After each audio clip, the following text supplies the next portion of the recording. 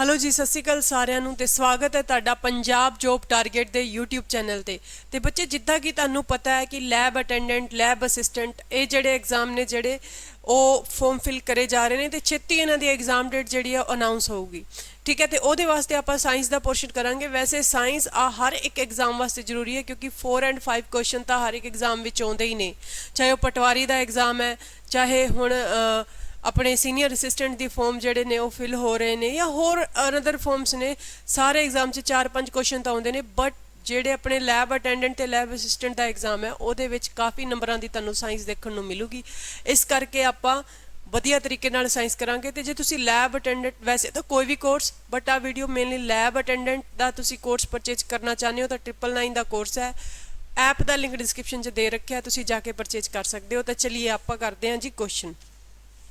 सब तो पहला क्वेश्चन हैगा जी, आप बिल्कुल बेसिक तो हाई अप्रोच तक जिहड़ी है वो साइंस करनी शुरू करांगे। तो सब तो पहला जिहड़ा क्वेश्चन जिहड़ा हैगा बच्चे अपना सब तो पहला क्वेश्चन जिहड़ा है, only one non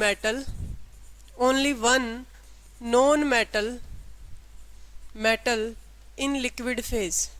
only one non metal in liquid phase. देखो सारे दे सारे क्वेश्चन किसी न किसी एग्जाम विच आए हुए तुहानूं मिलणगे ते सारे क्वेश्चन जिहड़े ने वो काफ़ी इंपोर्टेंट ने। इस करके काम नूं खिच के रखना है, एंड तक वीडियो नूं देखना है। Only one non metal in liquid phase.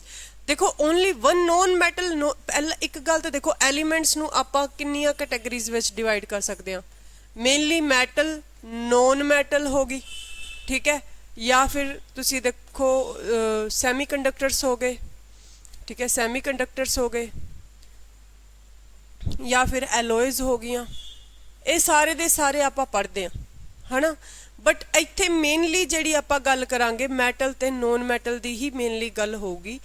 Metal जिहड़े हुंदे ने वो की हुंदे ने बच्चे, मैटल्स हुंदे ने जो हीट एंड इलैक्ट्रिसिटी नाल कनैक्ट कर जांदे ने, कंडक्ट हो जांदे ने। Conduct with heat and electricity, conduct with heat and electricity। Metals की हुंदियां ने बच्चे जिहड़ियां हीट ते इलैक्ट्रिसिटी जिन्हां दे विचों पास हो जांदी है वो मैटल्स हुंदियां ने, जिद्दां कि आयरन हो गया, सिल्वर हो गया, गोल्ड हो गया। ये सारे दे सारे मैटल्स ने जिन्हां दे विचों करंट ईजिली पास हो जाता है ते हीट ईजिली पास हो जाती है, ठीक है। तो उदां ही नॉन मैटल वो हुंदियां ने जिन्हां दे विचों करंट ते हीट करंट हो गया, हीट हो गया, वो पास नहीं हुंदियां, वो की हुंदियां ने non metal. Most of the gases जिहड़ियां ने वो किहदी कैटेगरी विच आउंदियां ने, नॉन मैटल दी कैटेगरी दे विच आउंदियां ने। मोस्ट ऑफ द जिहड़ी अपने कोले नॉन मैटल्स ने वो किहदी कैटेगरी विच आंदियां ने, नॉन मैटल दी कैटेगरी दे विच आउंदियां ने। ते इत्थे अपने कोलों क्वेश्चन पूछा गया कि only one non metal in liquid phase, क्योंकि देखो सारियां दियां सारियां नॉन मैटल्स ऑलमोस्ट किहड़े फेज विच हुंदियां ने, गैसियस फेज विच हुंदियां ने। तो बच्चे अपने कोलों पूछा गया कि नॉन मैटल जिहड़ी लिक्विड फेज दे विच है वो किहड़ी है, वो हैगी है जी ब्रोमीन। किहड़ी है जी ब्रोमीन। हुण तुसी मरकरी ते कन्फ्यूज हो गए, तो बच्चे मरकरी जिहड़ी हैगी है वो मैटल है। Only one metal in liquid phase किहड़ी हुंदी है, वो मरकरी हुंदी है। किहड़ी हुंदी है जी, मरकरी हुंदी है। मरकरी जी दा सिंबल की हुंदा है Hg। जिहड़ी डॉक्टर दी थर्मामीटर दे विच भी की हुंदा है जी, मरकरी ही भरी जाती है। समझ आई है इन्नी गल। इत्थे एक क्वेश्चन होर आपां बनावांगे। फर्स्ट क्वेश्चन दा आंसर हो गया only one non metal in liquid phase, की आऊगा ब्रोमीन। जे मैटल पूछ ली जाए तो तुसी की दसोगे, mercury is the right answer. उस तो बाद चलते हैं आपां जी नैक्सट क्वेश्चन ते। बच्चे नैक्सट क्वेश्चन जे अपने कोलों इत्थे ही पूछ लिया जाए कि दसो कि सब तो हैवी मैटल जिहड़ी है वो किहड़ी है। हैवी मैटल जिहड़ी है वो किहड़ी है बच्चे। हैवी मैटल पूछा जाए तो तुसी दसोगे ओस्मियम। हैवी मैटल पूछा जाए तो तुसी दसोगे ओस्मियम। मतलब कि हल्की मैटल पूछ लिया जाए, कि पूछा जाए हल्की मैटल पूछा जाए, लो वेट मैटल पूछा जाए तुहाडे कोलों, लो वेट मैटल पूछा जाए तो तुसी की दसोगे लिथियम। की दसोगे लिथियम। लै तो लिथियम, लै तो लो वेट, लै तो लिथियम, लै तो लो वेट। उस तो बाद विच मैटल इज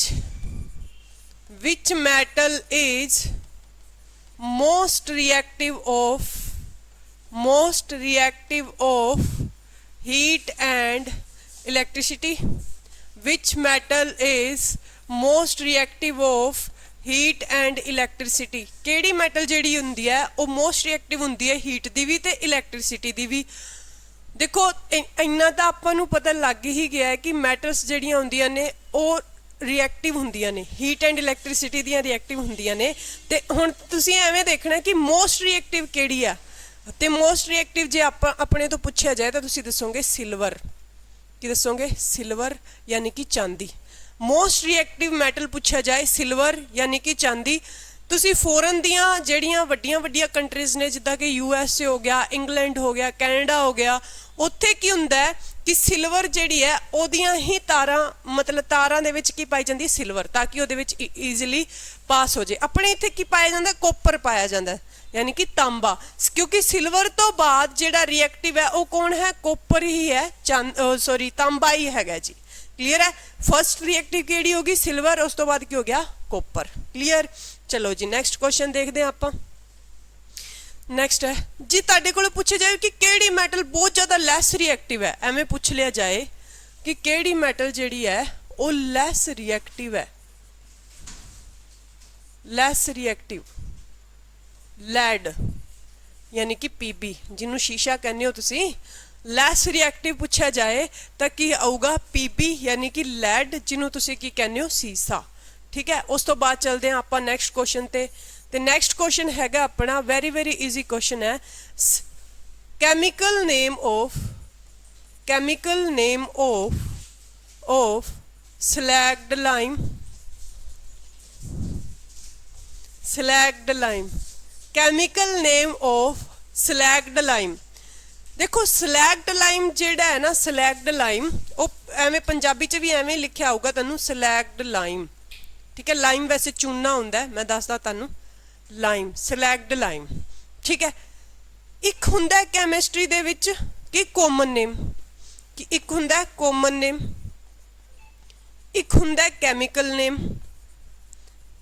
नेम, या फिर तुसी कह सकते हो साइंटिफिक नेम। केमिकल नेम यानी कि साइंटिफिक नेम, केमिकल नेम, और उस तो बाद केमिकल नेम तो अपने कोले बनता है जी केमिकल फॉर्मूला। की बनता है अपने कोले? Chemical formula. हुण कॉमन नेम दे के तुहाडे तो वो पूछ सकता है कि इहदा केमिकल नेम की होगा या इहदा केमिकल फॉर्मूला की होगा। जे कॉमन नेम आपां इत्थे स्लैग्ड लाइम की गल करिए तो स्लैग्ड लाइम की है? एक कॉमन नेम है। स्लैग्ड लाइम की है? एक कॉमन नेम है। जिद्दां मैं तुहाडे तो पूछे कि केमिकल नेम की होगा, तो केमिकल नेम इहदा होगा बच्चे कैल्शियम हाइड्रोक्साइड। की होगा? कैल्शियम हाइड्रोक्साइड होगा। ठीक है, स्लैग्ड लाइम दा केमिकल नेम की होगा? Calcium hydroxide. कैल्शियम वास्ते आपां की लिख सकते हैं? Ca। हाइड्रोक्साइड वास्ते आपां की लिख सकते हैं? OH2, CaOH2। समझ आ गई इन्नी गल? एक एग्जाम्पल आप होर लेने, नॉर्मल जा एग्जाम्पल लेने, बिल्कुल नॉर्मल जा, जिद्दां कि मैं क्या कॉमन नेम की हुंदा है? कॉमन नेम आपां नमक यूज करते हैं करी, जिन्हों होर भी देसी भाषा च आपां लूण कहने आ, कॉमन नेम नमक। ठीक है, जिन्हों कहने आपां इंग्लिश दे विच साल्ट। हुण साल्ट दा भी केमिकल नेम हुंदा, क्योंकि वो तो कॉमन नेम हो गया जिहड़ी आम तौर ते भाषा विच आपां यूज करते हैं। केमिकल नेम की जे आपां गल करिए तो जिद्दां कि सोडियम क्लोराइड हो जाऊगा, सोडियम क्लोराइड हो जाऊगा। सोडियम क्लोराइड नूं तुसी की लिख सकते हो? Na। क्लोराइड नूं की लिख सकते हो? Cl। बन गया NaCl। समझ आई इन्नी गल? ठीक है, एवें दे क्वेश्चन जिहड़े ने वो एग्जाम दे विच पूछे जा सकते हैं। हुण देखो एक तो सीगा स्लैग्ड लाइम जो कि मैं तुहानूं पढ़ाता कैल्शियम हाइड्रोक्साइड हुंदा है, एक हुंदा है जी क्विक लाइम। की हुंदा है? Quick lime. क्विक लाइम की जे आपां गल करिए तो क्विक लाइम जिहड़ा हुंदा है ओदा केमिकल नेम अपने तो पूछा जाए कि होगा तो वो ओनली तुसी लिखोगे कैल्शियम ऑक्साइड। ओदे विच सीगा कैल्शियम हाइड्रोक्साइड, ये हैगा कैल्शियम ऑक्साइड। कैल्शियम वास्ते Ca, ऑक्साइड वास्ते O, CaO। स्लैग्ड लाइम हो गया। उस तो बाद ये हैगा जी quicklime calcium oxide CaO। समझ आ गई गल इन्नी?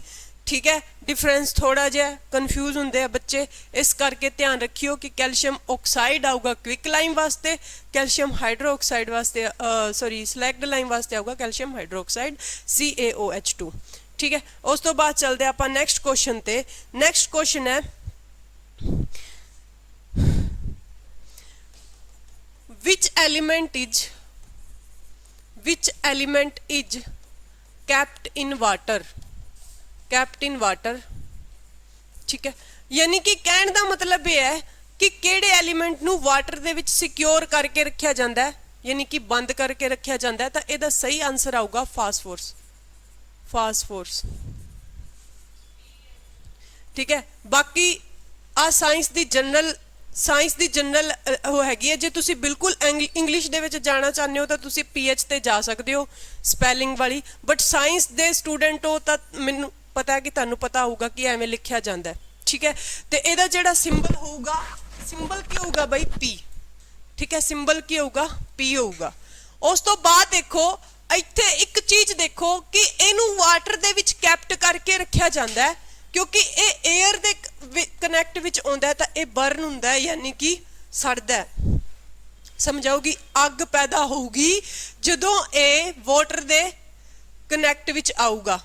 समझ आई है? इस करके इनू कित्थे रखदे है, इनू सॉरी एयर दे कनैक्ट विच आऊगा तो बर्न होगा, इस करके इनू किहदे विच रखदे है, इनू रखदे है जी वाटर दे विच।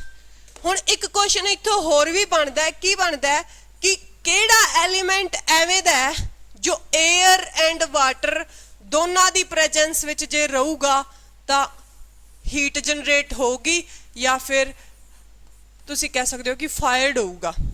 ठीक है, फायर्ड होगा या हीट जनरेट होगी। तुसी जे साइंस दे स्टूडेंट हो तो तुसी लैब दे विच देखिया होगा कि जदों आपां सोडियम नू एयर या वाटर के कनैक्शन विच लैके आउंदे आ तां धुआं निकलदा है। समझाइए गल, तो इत्थे एयर ते वाटर दोनों के कनैक्ट विच आण च जिहड़ी चीज़ सड़दी है वो है जी सोडियम। ठीक है, की है सोडियम है।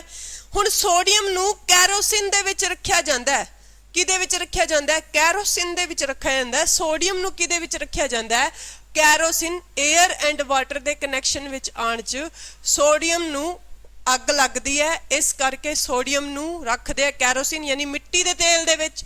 उदां ही जे आपां इत्थे water they connection which sorry water which रखदे हां तां ओह आऊगा फास्फोरस, क्योंकि एयर दे कनैक्शन विच आके सड़दा है। क्लीयर, होप सो तुहानू क्वेश्चन जिहड़ा ओह चंगी तरह कवर हो गया होगा।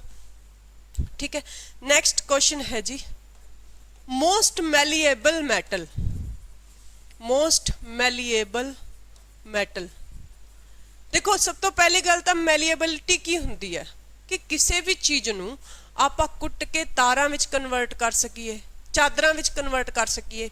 ठीक है, ते एक हुंदी है डक्टेबिलिटी, डक्टिबिलिटी तन्यता कह सकते हो तुसी।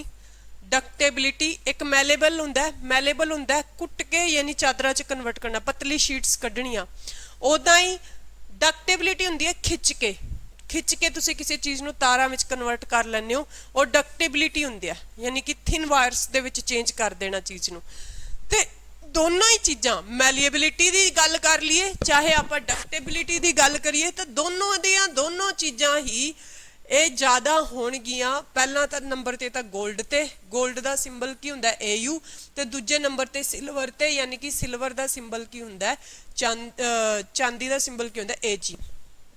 ठीक है, मोस्ट मैलिएबल मैटल पूछी जाए तो गोल्ड, मोस्ट डक्टेबल मैटल पूछी जाए तो गोल्ड, ते उस तो बाद नंबर जिहड़ा आउंदा है वो किहदा आउंदा है, चांदी दा। किहदा नंबर आउंदा है जी, चांदी। ठीक है, वाइट गोल्ड के नाम तो किहड़ी मैटल नू जाणदे आ, white gold. Which metal is, complete question लिख लो, which metal is known as white gold, known as white gold. तो यदा सही आंसर की आऊगा, यदा सही आंसर आऊगा बच्चे अपने कोले प्लेटिनम। तुसी देखिया होगा यदी ज्वेलरी भी बननी शुरू हो गई है प्लेटिनम की। अपने इत्थे कंट्री विच तां इन्नी ज़्यादा पसंद नहीं की, फॉरन दी कंट्रीज जिहड़ियां ने उत्थे बहुत ज़्यादा वाइट गोल्ड की ज्वेलरी पाई जाती है। ठीक है, अपने इत्थे इन्ना ज़्यादा पता ही नहीं। अपने पुश्तैनी चीज़ां की चलदियां आ रही ने, गोल्ड या फिर उस तो बाद सिल्वर यानी कि चांदी। समझ आ गई? अपने वालियां नूं ना तो डायमंड की समझ आउंदी है ते ना ही प्लेटिनम की समझ आउंदी है। क्लीयर है, सोने ते अटके पे। क्लीयर इन्नी गल? ठीक है, उस तो बाद नैक्सट क्वेश्चन है who classify elements very first, यानी कि सब तो पहला एलिमेंट्स ਨੂੰ ਕਲਾਸੀਫਾਈ ਕਰਨ ਦਾ ਕੰਮ ਕਿਹਨੇ ਕੀਤਾ ਸੀਗਾ। ਤੁਹਾਨੂੰ ਪਤਾ ਹੈ ਕਿ ਆਪਣੇ ਇੱਥੇ ਐਟ ਪ੍ਰੈਜ਼ੈਂਟ 116 ਜਿਹੜੇ ਨੇ ਐਲੀਮੈਂਟਸ ਨੇ ਟੋਟਲ, ਵੈਸੇ ਕਈ ਜਗ੍ਹਾ 118 ਲਿਖਿਆ ਹੋਇਆ ਹੈ, ਪੂਰੀ ਸ਼ੋਰਟੀ ਜਿਹੜੀ ਹੈ 116 ਦੀ ਹੈ, ਠੀਕ ਹੈ। ਹੁਣ ਇੱਕ ਦੇਖੋ ਹੂ ਕਲਾਸੀਫਾਈ ਐਲੀਮੈਂਟਸ ਵੈਰੀ ਫਸਟ, ਕਿ ਸਭ ਤੋਂ ਪਹਿਲਾਂ ਐਲੀਮੈਂਟਸ ਨੂੰ ਕਲਾਸੀਫਾਈ ਕਰਨ ਦਾ, ਅਰੇਂਜ ਕਰਨ ਦਾ ਕੰਮ ਕਿਹਨੇ ਕੀਤਾ ਸੀਗਾ। ਜੇ ਤੁਸੀਂ 10th ਦੇ ਚੈਪਟਰ ਦੇ ਵਿੱਚ ਪੀਰੀਓਡਿਕ ਟੇਬਲ ਪੜ੍ਹੀ ਹੈ, 10th ਦੇ ਵਿੱਚ ਕੀ ਪੜ੍ਹੀ ਹੈ, ਪੀਰੀਓਡਿਕ ਟੇਬਲ ਪੜ੍ਹੀ ਹੈ, ਤਾਂ ਇਸ ਕੁਐਸਚਨ ਦਾ ਆਨਸਰ ਤੁਸੀਂ ਈਜ਼ੀਲੀ ਦੇ ਸਕਦੇ ਹੋ। ਤਾਂ ਇਹਦਾ ਸਹੀ ਆਨਸਰ ਕੀ ਆਊਗਾ, ਡੋਬਰੇਨੀਰ, ਡੋਬਰੇਨੀਰਸ, ਠੀਕ ਹੈ। ਕਿ ਹੂ classify elements very first, answer ਕੀ ਆਊਗਾ ਜੀ, ਡੋਬਰੇਨੀਰਸ ਇਹਦਾ ਸਹੀ ਆਨਸਰ ਆਊਗਾ। ਡੋਬਰੇਨੀਰਸ ਨੇ ਕੀ ਦਿੱਤੇ ਸੀਗੇ, ਡੋਬਰੇਨੀਰਸ ਨੇ ਦਿੱਤਾ ਸੀਗਾ ਜੀ ਲਾ ਆਫ ਟਰਾਇਡਸ। ਲਾ ਆਫ ਟਰਾਇਡਸ ਪੁੱਛਿਆ ਜਾਏ ਕਿ ਕਿਹਨੇ ਦਿੱਤਾ ਸੀਗਾ, ਲਾ ਆਫ ਟਰਾਇਡਸ ਪੁੱਛਿਆ ਜਾਏ ਕਿ ਕਿਹਨੇ ਦਿੱਤਾ ਸੀ, ਤਾਂ ਲਾ ਆਫ ਟਰਾਇਡਸ ਜਿਹੜਾ ਦਿੱਤਾ ਸੀਗਾ ਉਹ ਡੋਬਰੇਨੀਰ ਨੇ ਦਿੱਤਾ ਸੀਗਾ, ਠੀਕ ਹੈ। ਕੰਪਲੀਟਲੀ ਜਦੋਂ ਆਪਾਂ ਪੀਰੀਓਡਿਕ ਟੇਬਲ ਪੜਾਂਗੇ ਤਾਂ ਉਦੋਂ ਦੇਖਾਂਗੇ। ਵੈਸੇ ਜੇ ਤੁਸੀਂ ਲੈਬ ਅਟੈਂਡੈਂਟ ਵਾਲਾ 999 ਦਾ ਬੈਚ ਪਰਚੇਜ ਕਰੋਗੇ ਤਾਂ ਉਹਦੇ ਵਿੱਚ ਸਾਇੰਸ ਜਿਹੜੀ ਹੈ ਹੁਣ ਸ਼ੁਰੂ ਹੋਣ ਵਾਲੀ ਹੈ, ਤੁਹਾਡੇ ਕੋਲੇ ਵਧੀਆ ਮੌਕਾ ਹੈ, ਤੁਸੀਂ ਪਰਚੇਜ ਕਰ ਸਕਦੇ ਹੋ। ਐਪ ਦਾ ਲਿੰਕ ਡਿਸਕ੍ਰਿਪਸ਼ਨ 'ਚ ਦੇ ਰੱਖਿਆ। ਲਾ ਆਫ ਟਰਾਇਡਸ ਜਿਹੜਾ ਹੈ ਉਹ ਕਿਹਨੇ ਦਿੱਤਾ ਸੀਗਾ, ਡੋਬਰੇਨੀਰ ਨੇ ਦਿੱਤਾ ਸੀਗਾ। ਅੱਛਾ, ਲਾ ਆਫ ਓਕਟੇਵਸ ਦੀ ਗੱਲ ਕਰੀਏ, ਪੀਰੀਓਡਿਕ ਟੇਬਲ ਦੇ ਵਿੱਚ ਹੀ ਆਉਂਦਾ ਹੈ ਸਾਰਾ ਪੋਰਸ਼ਨ। ਲਾ ਆਫ ਓਕਟੇਵਸ ਦੀ ਗੱਲ ਕਰੀਏ ਤਾਂ ਇਹ ਨਿਊਲੈਂਡਸ ਨੇ ਦਿੱਤਾ ਸੀ, ਨਿਊਲੈਂਡਸ, ਠੀਕ ਹੈ, ਨਿਊਲੈਂਡਸ ਨੇ ਦਿੱਤਾ ਸੀ। ਤੁਹਾਡੇ ਤੋਂ ਪੁੱਛਿਆ ਜਾਏ ਕਿ ਸਭ ਤੋਂ ਪਹਿਲਾਂ ਪੀਰੀਓਡਿਕ ਟੇਬਲ ਕਿਹਨੇ ਦਿੱਤੀ ਸੀਗੀ, ਸਭ ਤੋਂ ਪਹਿਲਾਂ who given periodic table, periodic table ਕਿਹਨੇ ਦਿੱਤੀ ਸੀ, ਤੇ ਨਾਮ ਆਊਗਾ ਮੈਂਡਲਿਵ, ਮੈਂਡਲਿਵਸ ਨੇ ਦਿੱਤੀ ਸੀ। ਸਭ ਤੋਂ ਪਹਿਲਾਂ ਪੀਰੀਓਡਿਕ ਟੇਬਲ ਕਿਹਨੇ ਦਿੱਤੀ ਸੀ, ਮੈਂਡਲਿਵਸ ਨੇ ਦਿੱਤੀ ਸੀ, ਠੀਕ ਹੈ। ਤੇ ਇਹ ਸੀਗੇ ਆਪਣੇ ਅੱਜ ਦੇ ਕੁਐਸਚਨ ਜੀ। ਕੱਲ ਨੂੰ ਫੇਰ ਆਹੀ ਕੁਐਸਚਨਸ ਦੀ ਸੀਰੀਜ਼ ਲੈ ਕੇ ਆਵਾਂਗੇ, ਔਰ ਜੇ ਕੰਪਲੀਟ ਬੈਚ ਚਾਹੀਦਾ ਤਾਂ ਫਿਰ ਮੈਂ ਤੁਹਾਨੂੰ ਦੱਸ ਹੀ ਦਿੱਤਾ ਕਰਨਾ ਕੀ ਹੈ। ਲੈਬ ਅਟੈਂਡੈਂਟ ਦੇ ਵਾਸਤੇ, ਲੈਬ ਅਟੈਂਡੈਂਟ ਵਾਸਤੇ ਤੁਸੀਂ ਜਾਣਾ ਹੈ ਆਪਣੇ ਐਪ ਤੇ ਜਾ ਕੇ ਲੈਬ ਅਟੈਂਡੈਂਟ ਦਾ ਬੈਚ ਤੁਸੀਂ P++ ਲੈਬ ਅਟੈਂਡੈਂਟ ਦਾ ਬੈਚ ਪਰਚੇਜ ਕਰ ਸਕਦੇ ਹੋ, ਕਿਉਂਕਿ ਪੇਪਰ ਕਦੋਂ ਵੀ ਹੋ ਸਕਦਾ ਹੈ। Thank you so much.